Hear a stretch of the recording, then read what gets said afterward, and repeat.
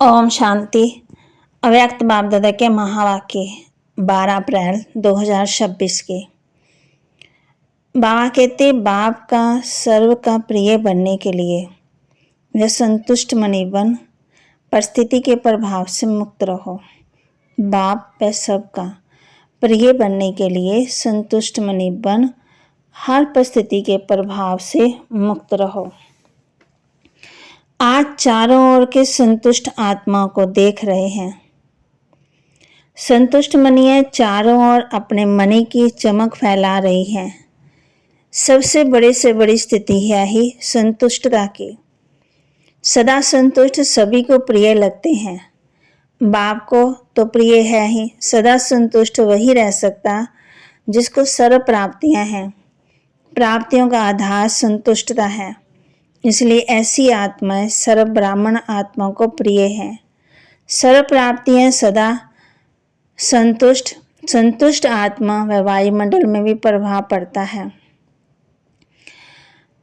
सर्व प्राप्तियां है ही परमात्मा की देन। परमात्मा बाप द्वारा सर्व शक्तियां, सर्व गुण, सर्व खजाने प्राप्त की हुई आत्मा सदा संतुष्ट रहती है। संतुष्ट आत्मा की स्थिति सदा प्रगतिशील रहती है, आगे बढ़ती रहती है। परिस्थिति संतुष्ट आत्मा के ऊपर प्रभाव नहीं डाल सकती, क्योंकि जहाँ संतुष्टता है वहाँ सर्व शक्तियाँ, सर्व गुण स्वतः ही आते हैं। एक संतुष्टता अनेक गुणों को अपना लेती है। तो हर एक अपने से पूछे कि मैं सदा संतुष्ट आत्मा रहती हूँ। संतुष्ट आत्मा सदा सर्व के बाप के समीप और समान स्थिति में रहती है। लेकिन इस स्थिति में रहने के लिए बहुत साक्षी दृष्टा अवस्था चाहिए, त्रिकालदर्शी अवस्था चाहिए। हर कर्म त्रिकालदर्शी, अर्थात हर बात में तीनों कालों को परख कर कर्म करने वाले। इसके लिए दो बातें आवश्यक हैं। वह दो बातें हैं संबंध और संपत्ति। संबंध भी अविनाशी, संपत्ति भी अविनाशी। वह प्राप्त होता है अविनाशी बाप द्वारा। जब अविनाशी संपत्ति और संबंध प्राप्त हो जाता है तो आत्मा सदा संतुष्ट और बाप के सर्व आत्माओं की अति प्रिय हो जाती है। कोई भी परिस्थिति माया के रूप में आती है तो घबराते नहीं हैं। ऐसे महसूस करते जैसे बेहद के पर्दे पर मिक्की माउस का खेल चल रहा है। परेशान नहीं होते। मिक्की माउस का खेल देख मनोरंजन करते हैं। माया के भिन्न भिन्न रूप भिन्न भिन्न मिक्की माउस के रूप में अनुभव करते हैं। ऐसी स्थिति का अनुभव बाप द्वारा सर्व को प्राप्ति करना ही है और किया भी है। बाप दादा देखते हैं, निर्भय एकाग्र बुद्धि बन विजयी आत्माएं कोई भी परिस्थिति में डगमग नहीं होती। जो बाप की हर बच्चे में शुभ आशा है कि हर बच्चा सदा विजयी बन बाप को अपना विजय का स्वरूप दिखावे। तो हर एक अपने से पूछे, मैं कौन? बाप दादा ने पहले भी सुनाया कि कभी कभी का शब्द समय अनुसार अभी ब्राह्मण डिक्शनरी से समाप्त कर दो। जब बाप से सदा का वर्षा लेना है तो हर प्राप्ति सदा प्राप्त हो, क्योंकि बाप के दिल की आशाओं को पूर्ण करने वाले आशाओं के दीपक हैं। उनके संकल्प में भी कभी कभी शब्द आ ही नहीं सकता। क्यों? सदा बाप के साथ और बाप के साथी साथ रहने वाले भी और साथी बन विश्व परिवर्तन का कार्य करने वाले हैं। तो बोलो, ये सदा का वरदान बाप दादा द्वारा प्राप्त कर लिया है ना। ये तो जन्म लेते ही बाप दादा हर बच्चे को सदा यही वरदान देते हैं, सदा योगी भव, पवित्र भव। उस वरदान द्वारा जो भी प्राप्तियां होती हैं वह सदा के लिए होती हैं, कभी कभी के लिए नहीं। तो सभी बच्चे सदा के अधिकारी हैं, क्योंकि बाप का हर बच्चे से, चाहे लास्ट बच्चा है, लेकिन बाप को हर बच्चे से दिल का प्यार है। क्योंकि जो बड़े बड़े लोग हैं अपने को समझदार समझते हैं, वह भी बाप को पहचान नहीं सके। लेकिन बाप दादा के लास्ट बच्चे ने बाप को पहचान लिया। दिल से कहते हैं मेरा बाबा। इसलिए बाप का हर बच्चे से अविनाशी प्यार है। इसलिए हर बच्चे को बाप का वरदान है। बच्चे चाहे नंबरवार है, लेकिन बाप दादा रोज एक ही समय एक ही वरदान सभी बच्चों को इकट्ठा देते हैं। बाप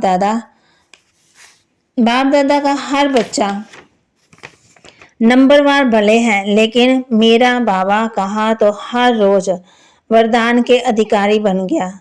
हर एक बच्चे को, चाहे कहीं भी रहते हो, इंडिया में रहते हैं या फॉरेनर्स में रहते हैं, लेकिन वरदान सभी को एक ही बाप दादा का मिलता है और वरदान को प्राप्त कर खुश भी होते हैं। लेकिन दो प्रकार के बच्चे हैं। एक बच्चे वरदान को देख खुश जरूर होते हैं, लेकिन आगे नंबर वही लेते हैं जो सिर्फ वरदान को देख खुश नहीं होते, वर्णन नहीं करते कि ये मेरा वरदान है, लेकिन वरदान को फलीभूत करते हैं। वरदान के लाभ लेकर वरदान का फल निकालते हैं। बीज है, लेकिन बीज को फलीभूत नहीं करें, फल नहीं निकाले तो सिर्फ खुशी होती। वरदान से फल निकालने के लिए जैसे कोई बीज होता है, उसका फल निकालने के लिए उनको पानी और धूप चाहिए, तभी फल निकलता है। तो यहाँ भी हर बच्चे को जब वरदान का फल निकालना है, जिससे विस्तार होता जाए, अपने मन में वरदान के फल द्वारा वृद्धि होती जाए। तो यहाँ भी बाप कहते हैं कि वरदान का फल निकालने के लिए बार बार वरदान को स्मृति में लाओ, स्मृति स्वरूप की स्थिति में स्थित रहो।